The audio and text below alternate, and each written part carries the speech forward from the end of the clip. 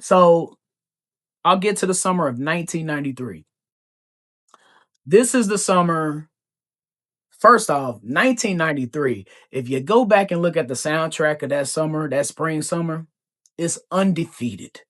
I'm talking about Janet Jackson. That's the way love goes. Janet Jackson, if SWV, weak SWV. I'm so in like it is Silk, Freak Me, Jodeci. Like bro, I'm like if you go back and look at the music that Tony Braxton, the music that came out in '93, historically great. Anyway, that's I remember a lot about the summer of '93, especially those songs.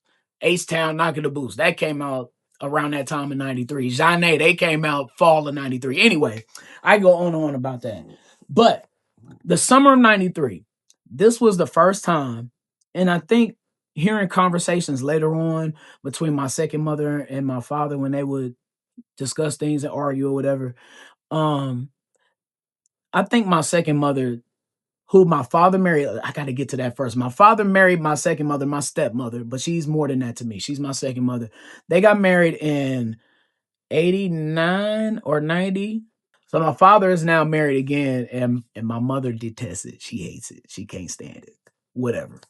She'll eventually get over it one day. So, um, my second mother and my father, I think she talked to him about, hey, you need to buckle up with Brian because he's wilding out. He's getting older, blah, blah, blah. By the summer of '93, I was 7 going on 8 years old. So I definitely needed my father in the worst way. And he just wasn't there. And you could see it. You could see it in how I acted. You could see it was one time we was in Hypermart. We went to Hypermart every single weekend, me, my mother, and my older brother John. And I'm just y'all, I'm out clowning. I'm showing my complete ass. I'm like 6, 7 years old. It might have been after this happened. They might have had this conversation and when my pops got me for '93. But anyway, in Hypermart, I'm just acting a complete ass with my mother. And my big ass is in, and I'm husky. I am no small kid. I'm in the damn shopping cart, just acting up. Guess who comes around the corner in the aisle that I'm acting up in? Boom, boom, boom. Pops was there with my second mother, and I told y'all my pops was 6'3", heavy dude. You see him coming around the corner and you acting up and you ain't supposed to. Ha ha in my Jeezy voice. Um, Needless to say, I straightened up really quick. But my father and my uncle too, they both and my uncle wasn't as big as my father. My uncle's more my size. Like I'm like 5'9", 5'10", but he was smaller though. He was well built, like maybe 210, stacked.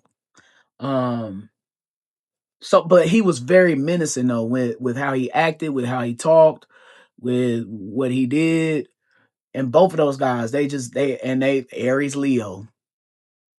Pops was Aries, Uncle Ronnie was August 10th. So um yeah, it was definitely some interesting heated exchanges between them two a lot of times. But seeing him, you straighten up real quick. And that's what I did at that hypermart. But going again, summer '93, that's the first time where I really got to hang with my pops. Like I was with him and I wasn't living with him. I was living with my mother. I went. Was I going? Yeah, I went to summer. No, I didn't go to summer school in '93 because I'm transferring to KCPS from Pleasant Green. So I'm not in summer school or anything. I guess they had to figure out what to do with me for the summer, and my pops decided, all right, he gonna hang with me. And man, we would go to Denny's for breakfast. We would go to Chubby's for breakfast when they were open. And then here's where it got interesting.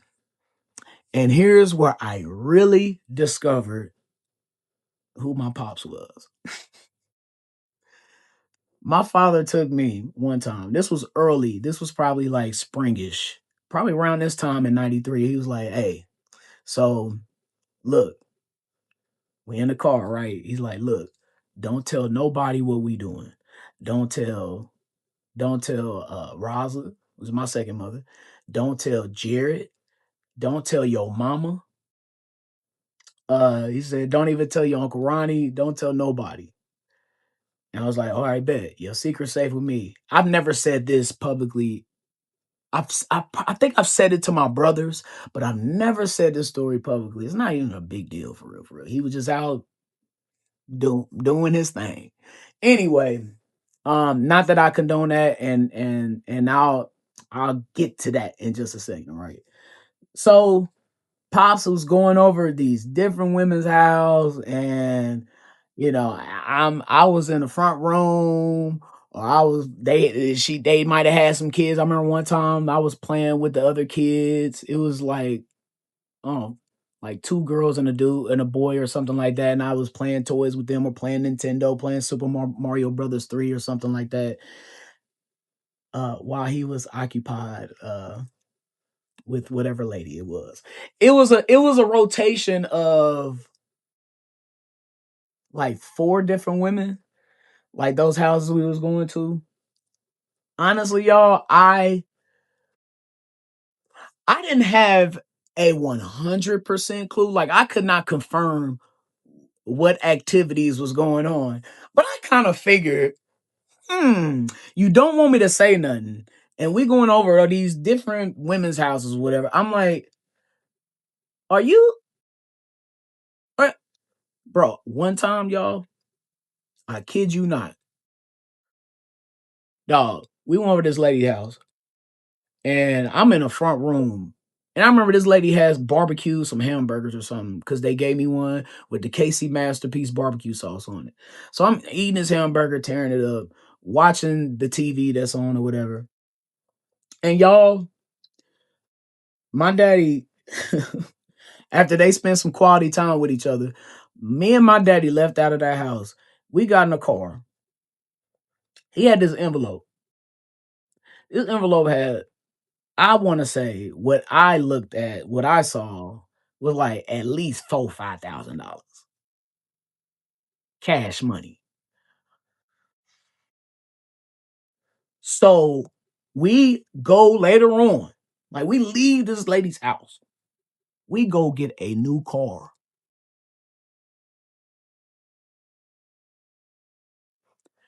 We get this new car. We pick my second mother up, and then we had to pick Jared up too. My little brother. We had to pick him up from the babysitter.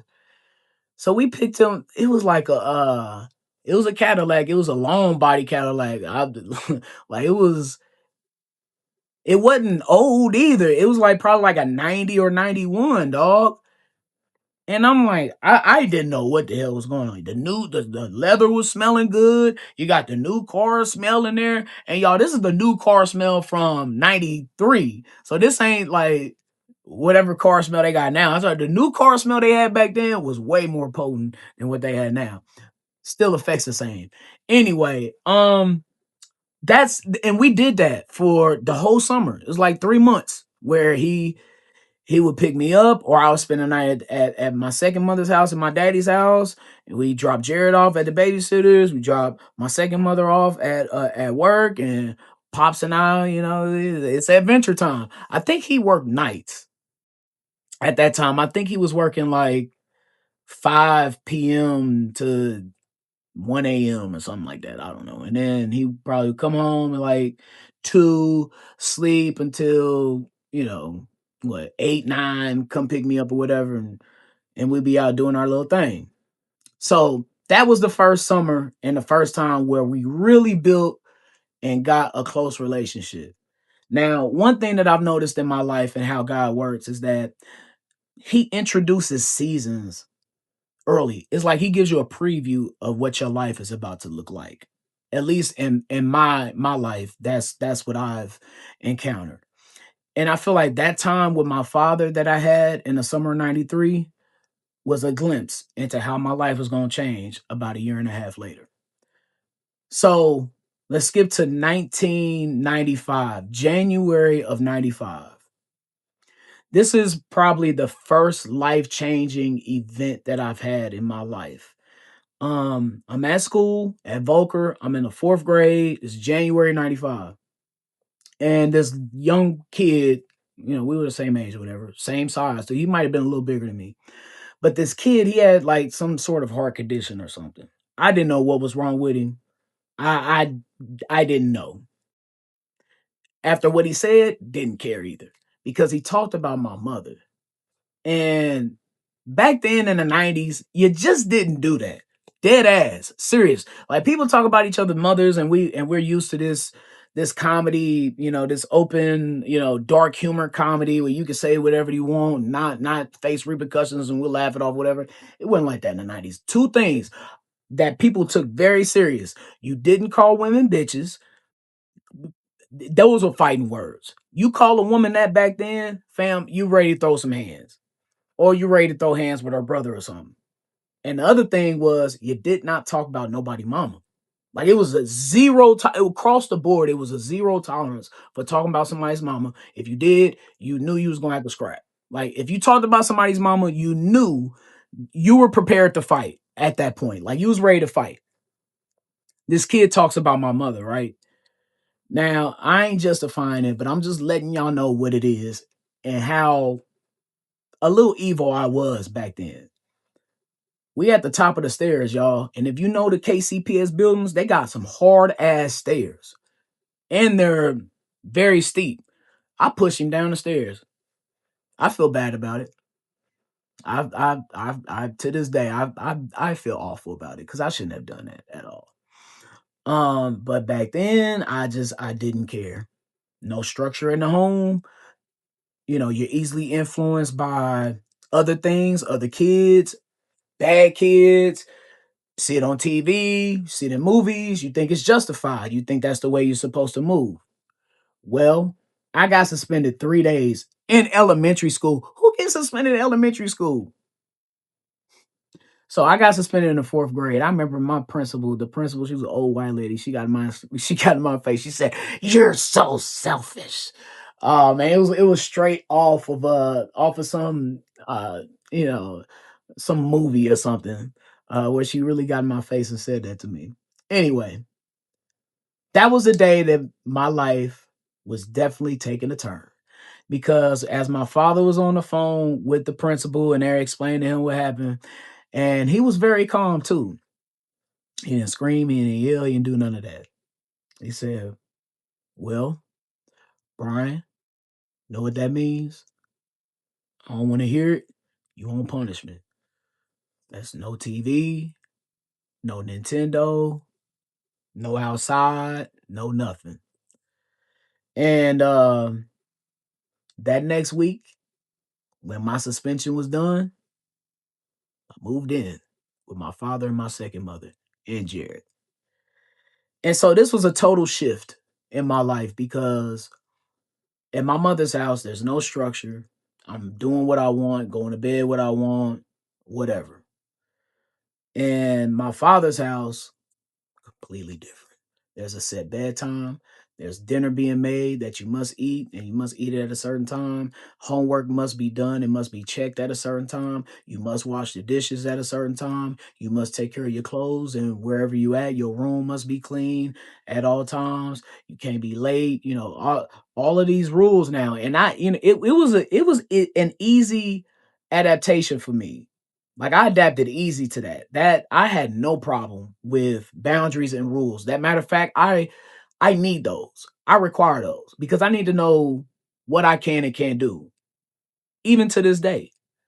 The only hard transition was my relationship with my second mother because at that time we had a good relationship, like to its extent. Like I wasn't with her all the time every day, but now I'm with her all the time every day. She's in charge of taking care of me, and she has rules too. She's built just like my father with in terms of that, and in terms of keeping kids in their place and making sure that they have structure and rules so they don't get out of line. Oh, she was queen of that. So that was the hard transition because I wasn't used to that from my mother. I was used to it from my grandmother, my grandma Brooks. Please, she getting your ass. I grew up around some hard ass women, y'all. Like I'm talking about not like they're super masculine, but they have rules and there was no sweetness. It wasn't no sweet talk. It was all pressure. From every woman who helped raise me. It was no softness, no sweetness at all. But anyway, so there was a couple rough patches with me and my second mother the first couple months because I just was not used to, the mother is, setting standards and setting rules and whooping your ass. Adjusted easily. The first time that I made my daddy proud, and maybe this wasn't the first time, but this was the first time where I'm like, damn, I did something. My grades were not the best. Everything that I was doing to that point was on my own. My mother wasn't checking my homework. She wasn't being diligent with anything like that. And I was averaging, I was probably making, if I had 8 classes in elementary school with my mother, probably 5 of those are C's, might have 2 B's, probably got a D and an A or something like that. That was probably my grade card with my mother. Moved to my father's house and I got honor roll. The first semester I was there, and I didn't come off an honor roll until I graduated high school. But I showed my father. I remember getting that piece of paper saying that I'm on honor roll because my grades have stepped up now. Now those C's, all those C's turn into B's.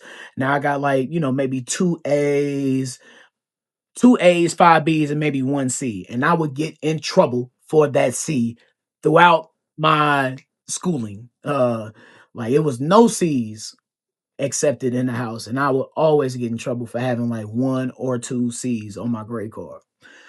But anyway, y'all, I got this honor roll paper because I didn't really know what it meant. I was like, oh, okay, this is cool. Man, I showed it to my daddy, and I could tell that he was not expecting this. He wasn't expecting it. My daddy was not sweet and soft either. But man, I showed him and this is May of '95 now, at the end of my fourth grade year. I said, Daddy, I got this paper that says I'm on honor roll. And he was in the bed. He was like halfway asleep or whatever. But he lifted his head up. He looked up. He was like, really? You did? Oh my God, man. And he was, he kind of, well, I know he kind of went back to sleep because it was like 8 o'clock, 9 o'clock in the morning, whatever. So he was, he was tired. But I can tell, man, I could tell that, damn, I did something. And I always strive, y'all. I always strive to make my parents proud. That is that is one of the reasons why I live. Why I try to be excellent. And not even like it's not even singular to my parents. It's anybody who's ever believed in me.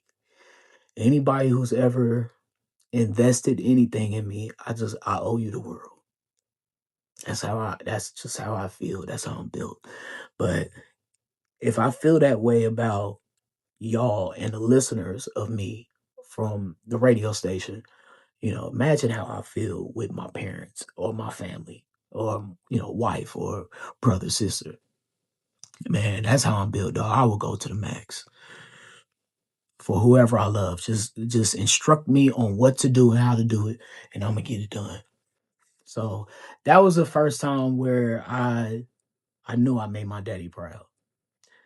And then later on, a funny story to back up this one. Later on, I remember playing outside, around the same time, probably playing outside in my Joe Montana Chiefs jersey. And what I did was I put a bunch of clothes and stuff to make it look like I have shoulder pads on. So I'm outside running around in my mother's house at Village Green, running around playing with a football with these fake pads on with these clothes or whatever. And my pops pulled up. He's like, "Hey, what are you doing?"